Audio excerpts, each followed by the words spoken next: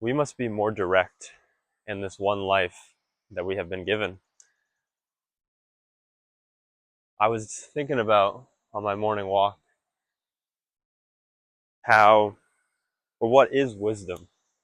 And if wisdom can be found in books, and wisdom cannot be found in books, but books teach us how to become wise. They teach us how to understand wisdom, how to realize where to find it, and you find it within you. Now, there's these, people spend their whole lives contemplating what wisdom is, what virtue is, things of this nature. They try to define them. They try to come up with these black and white things on what they are. And I think it's far simpler than this. I mean, when you try to chalk up what wisdom really is, I mean, just ask yourself, if I if I do that which my heart demands me to do, how can you not be wise? What else is there other than that? And if you truly believe, we're all equal and we all have the ability to be wise, then I think this is the essence of it. If you feel as if you should do something and you don't do it, how are you anything but a fool? And if you feel as if you should do it and you do it, how are you anything but wise? Now, I know that sounds kind of stupid, but people, if you think that, then you have this misconception that people do what they want to do. But just ask them time and time again, they'll tell you that, as it says in the Bible, Paul, I think it's in I don't remember which letter it was, maybe Romans, but he said, I know the good, but I do not do the good. And that's like everybody. And that's what I mean when we do what we want to do. When we actually do the good that we know is good, then we are wise. In this day and age, it can be so easy to try to live this lie, to look cool, to seem cool, to act cool, whatever that means. And people waste their lives doing this. People waste their lives hiding their intentions, beating around the bush, never opening up, never being vulnerable, never just being unapologetically themselves. That's kind of what I was thinking about. The right terminology was um, avoiding me, but yeah, that was really what I thought about this morning. It was, if you were unapologetically yourself, how are you anything but wise? This world today doesn't want you to be unapologetically yourself. I'm a type of person who wants to get, straight to the point. Patience is a virtue, but I don't want to sit, like, if I want to spend time with you, I want to vocalize that. I want to just say, I want to spend time with you. I don't want to have to play this social tag where I play interest in you and then I fake my interest and act like I don't have interest and then to rekindle it again. So then now that you have a desire to be with me, that's with relationships, that's with jobs, that's with all these things, like people playing this mental tug of war. And it's not for me. I don't think it should be for any wise person. You should just wear your heart on your sleeve, be unapologetically yourself, and if the world doesn't like you, that's the world's fault. And if you don't connect with people, these are people you never would connect with anyways in the long run. Maybe the fake version of yourself that you're pushing forward could connect with them. But why would you want to connect with anyone if it's not your real self connecting? If you're unapologetically yourself, you can't be anything but wise. If you want to spend time with somebody, tell them, If you want to if you want to do something, do it. Yes, patience is a virtue. You know, don't be a fool and lose your patience and your desires and your wants, because that's where they really take over you and that's where they really corrupt you. But if you want to hang out with somebody or you want to do something and then you attempt it and you are denied, there's patience. And there's a sort of patience, but there's also just the fact that you let it be. You let it die where it died. It wasn't meant to be. We cannot force things in this life. Life is not meant to be forced. Life is simple. It is man that is complex. It is man that makes life out to be this thing that's so difficult, that's so complicated, that's so hard, that's so frustrating, that hurts so much. But in reality, it's simple. I recently, I wanted to spend time with somebody, and I actually wanted to spend time with this person for a long time. But for some reason, I didn't want to be vulnerable. I didn't want to allow the possibility to be denied. I wanted to live in the universe where there was a chance. A chance of both, but mostly to keep the chance alive that they would want to spend time with me and not confirm the fact that my fears of maybe they don't. Maybe they don't think I'm a person worth spending time with. But that's just no way to live. That's such a horrible way to live. And it's such a sad way to live. And it's better to just know.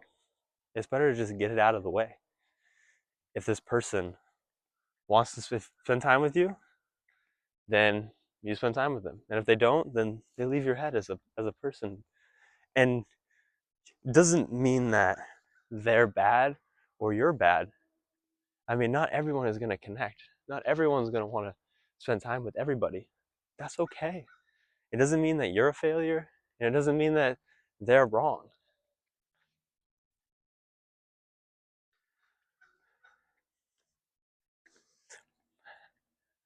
I think wisdom, I like to, you know, make things easy to understand. And I think wisdom just being the fact that you're unapologetically yourself, I like that. I also like the idea that virtue is doing that which the still small voice commands, which is essentially being unapologetically yourself.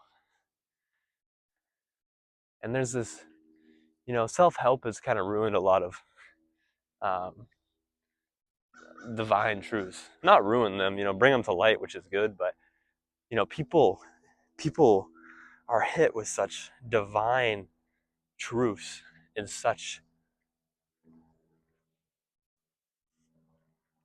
I don't want to say poor states of mind, but not ready for it. You gotta bear yourself if you're gonna hear a divine truth. And these self-help books dumb them down for people, and yeah, they're divine truths. But when you wake up every morning and you recite a divine truth in the mirror, it's you become blind to it. It's like the sign blindness. I walk this area all the time. This is a cemetery by my house, and I've never noticed that this was 7th Street on in Oakdale Cemetery. I've never noticed that. It's just a sign that I don't notice. And that's what these divine truths are in this day and age at times. Being unapologetically yourself is this like almost cringy thing, but it's so true. It's so, so true. And that's where wisdom is. And that's really what we must strive for. And not care, not walk on eggshells, not trying to conform to these social norms. I'm supposed to wait this long till I ask this question. I'm supposed to not be this open. I'm supposed to not be this direct We need to be intentional with our lives. We need to be so intentional with our lives. And that's kind of really the point I'm trying to bring across. Time is our most valuable resource. And we spend time, so much time, being unintentional or understanding our intentions, but denying them. Saying that, oh, I can't do that, not yet. That's not right. It would be viewed as wrong by society, by potentially this person. And then you know, if the response isn't what I want, then I look weird. I look desperate. I look all these things.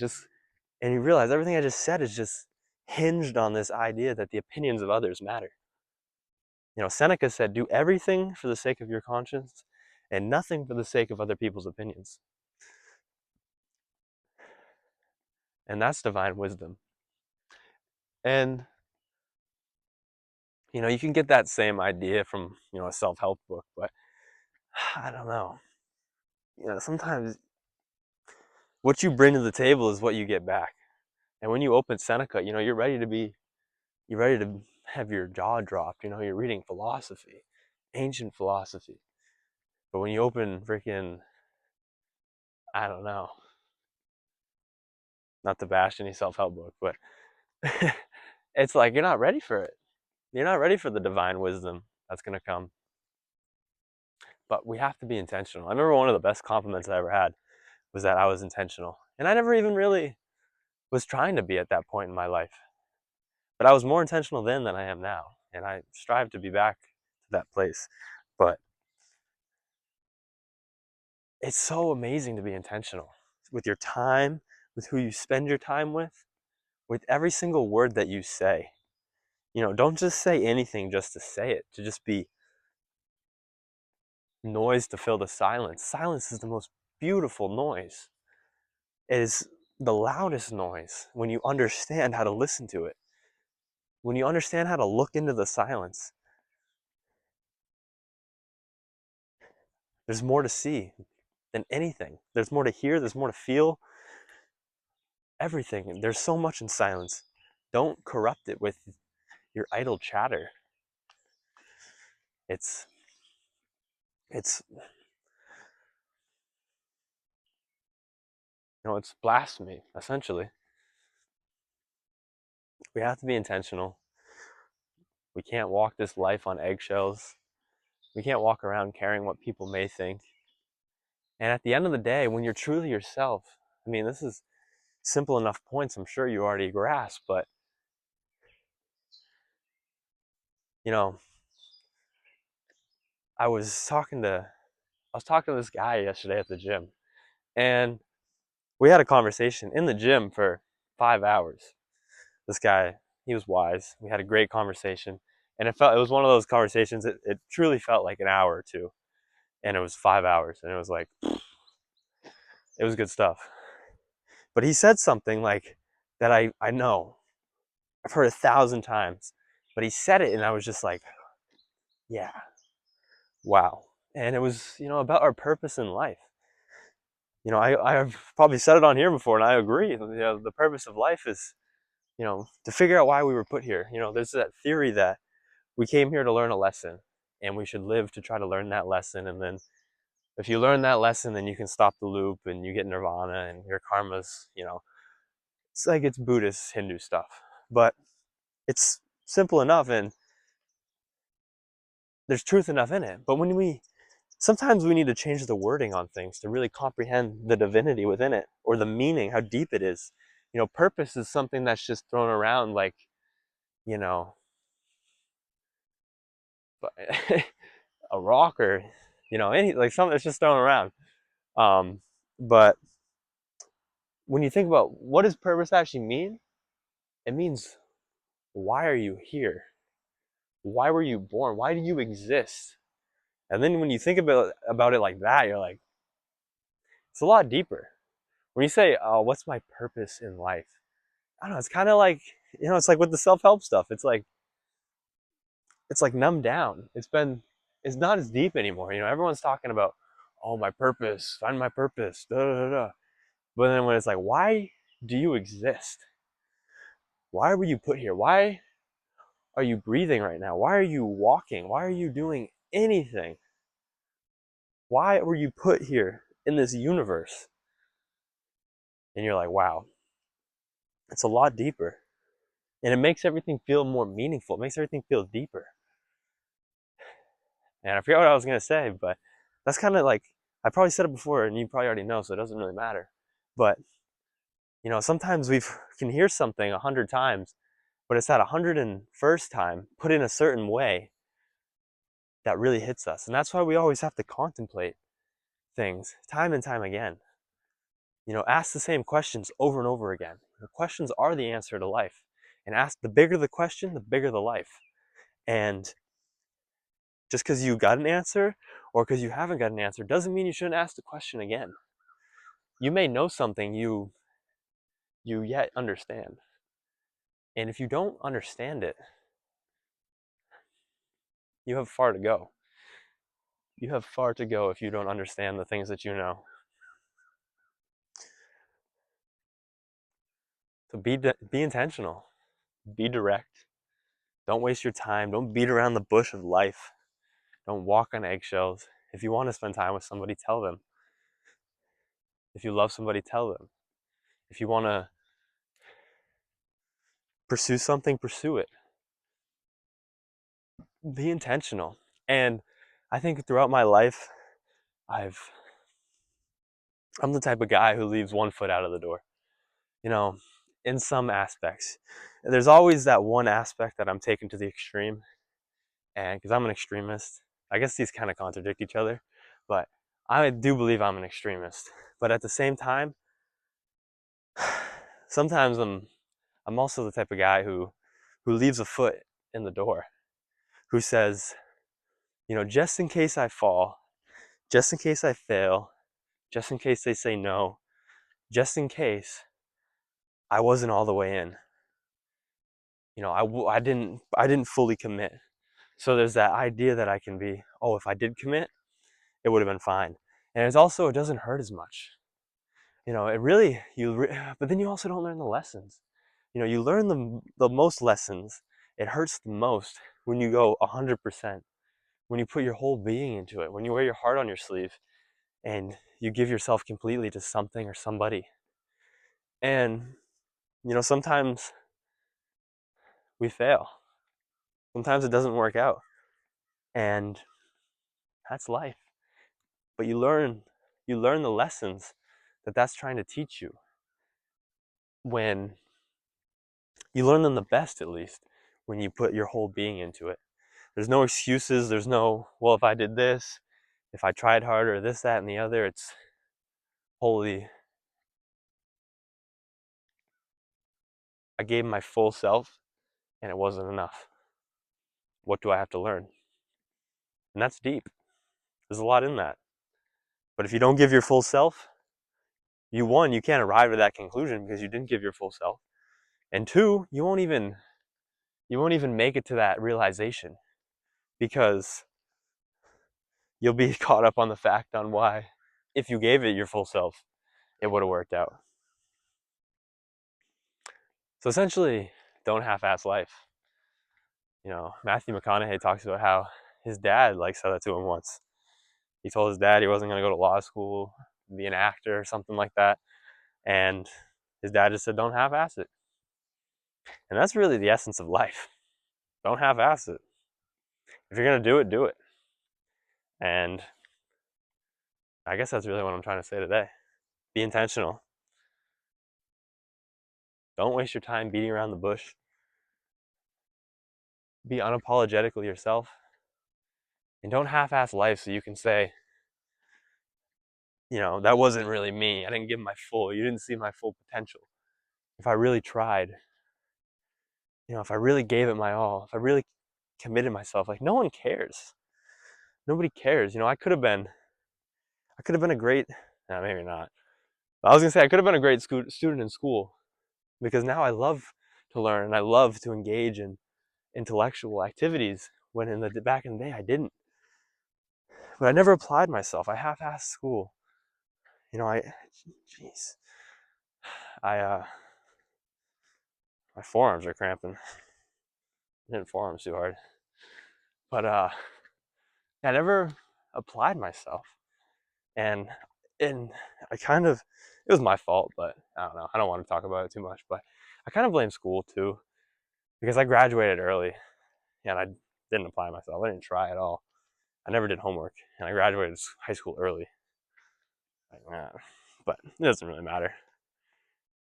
But the fact that I have to ask school, I wouldn't change anything because I'm here right now, and I wouldn't want to be anywhere else than here right now. But I don't think anything. I learned my lesson, so it's good. But you know what I mean. Nothing good came out of me half-assing school. I still wish I knew more. I wish I knew more about math because I love math, and I can still learn more about math. I will. I will teach myself advanced uh, arithmetic, math. I will teach myself, but it would have been cool to just really apply myself more in school. But just don't half-ass it. Be intentional. Be your unapologetic, true self. Don't beat around the bush. Be direct. Be direct with people. This is what I want. If you cannot give it to me, that's okay. But we're done. Plain and simple. But also, be patient. If someone needs time, give them time. Give grace.